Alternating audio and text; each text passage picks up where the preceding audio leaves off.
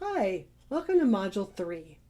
We'll begin working on a plan for the lessons, presentations, and small groups your counseling program will deliver next year to teach students the mindsets and behavior standards. You probably remember from Module 2, the mindsets and behaviors are ASCA's counseling standards for students. They describe the knowledge, skills, and attitudes that students need in order to achieve academic success, postsecondary and career readiness, and healthy social emotional development. They identify and prioritize what students should be able to understand, believe, and do as a result of a comprehensive school counseling program. The Classroom and Group Mindsets and Behaviors Action Plan helps school counselors create a plan for teaching the mindsets and behavior standards to students through the counseling program's classroom and large group instruction in small groups.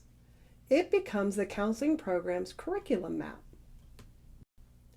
You may be used to doing something similar where in the past you first listed the lessons and small groups you deliver as a school counselor, and then the days or months when you plan to deliver those activities. We're now mapping our curriculum similar to how classroom teachers map their curriculum, starting with the standards and then identifying the ways to address those standards with students. The curriculum map creates a bridge between the standards and your lessons and small groups.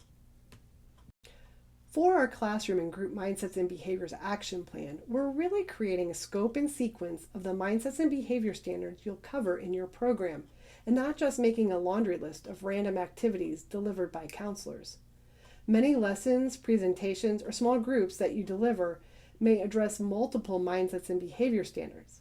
However, you'll want to identify only the main or primary lesson, presentation, or small group that best addresses a particular mindset or behavior for a particular group of students. You'll start by identifying the mindsets and behavior standards your program currently addresses, and any that you believe need to be addressed based on what you learn from looking at your school data and seeing where students may lack skills or knowledge related to the mindsets and behavior standards. It might help to start by talking with the other counselors in your district. It's best practice to have a scope and sequence of standards that spans across all grade levels K-12, so it's good to know what standards are covered and where. For example, if you're an elementary school counselor and your middle school counseling program conducts a large group presentation for their sixth graders every year on time management and balancing school and extracurricular activities, you know that the mindset and behavior standard that addresses the ability to balance school, home, and community activities is taught in the middle school when it's probably more developmentally appropriate. So you may not have a primary activity in your elementary counseling program specific to addressing that particular mindset and behavior standard. There may be other lessons or activities that you do where some of that particular mindset and behavior standard is introduced, but it's not a primary focus for your school counseling program. There may be local or state standards that you're required to address at certain grade levels or building levels. Think about how those fit in with the mindsets and behavior standards and how they're covered. For example, if you're required to teach body safety and your district does this through classroom lessons delivered through the counseling program, you know that your counseling program addresses the ASCA mindset and behavior standard for demonstrating personal safety skills.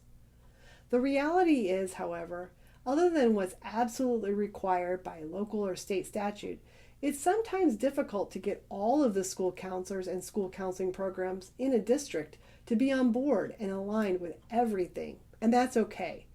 Your work now is to focus on your program and what you'll deliver based on the needs for your particular school and students, taking into account, when possible, what mindset and behavior standards are addressed across the grade levels in your district. The best way to approach this task is to first think about the student outcome goals you've set for your program and the mindset and behavior standards you identify to address those goals.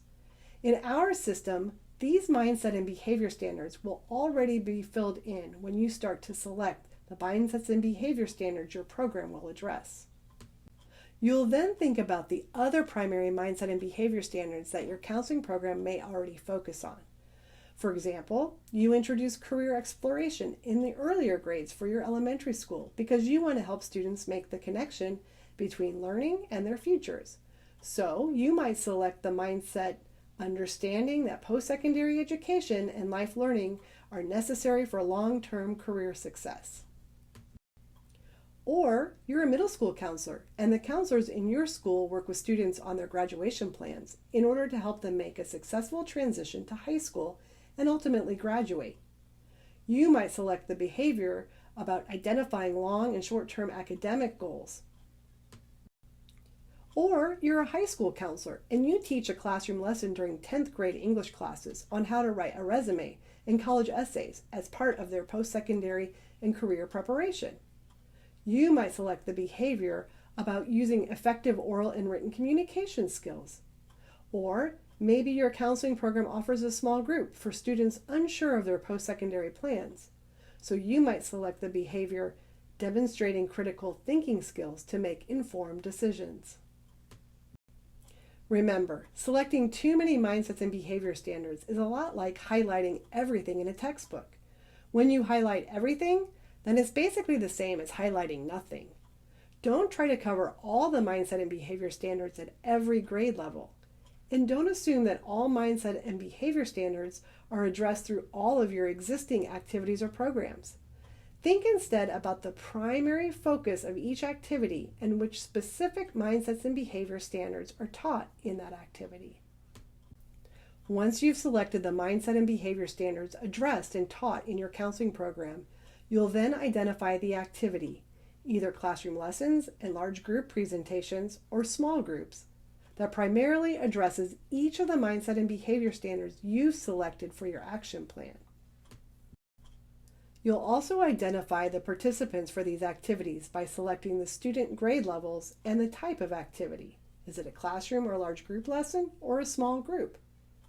You do want to make sure that all students receive instruction from the counseling program, either through classroom lessons, large group presentations, instruction, and small groups, and that they're taught the mindsets and behavior standards that are developmentally appropriate, that teach them the skill, knowledge, mindset they need in order to be successful. As you look at your action plan, just be sure that no grade levels are missing. For now, your tasks to complete are: select the mindsets and behavior standards that you'll address and teach in your counseling program. Identify the primary activity used to address the selected mindset and behavior standards, either a classroom lesson, large group presentation, or small group. Then identify the participants. What grade levels will you teach it to? And then finally, identify the type of activity, whether a classroom or large group presentation, or a small group. Thanks for watching. In our next video, we'll create an action plan for your Closing the Gap goal. As always, we're available for individual support through email, phone, text, or online with Zoom.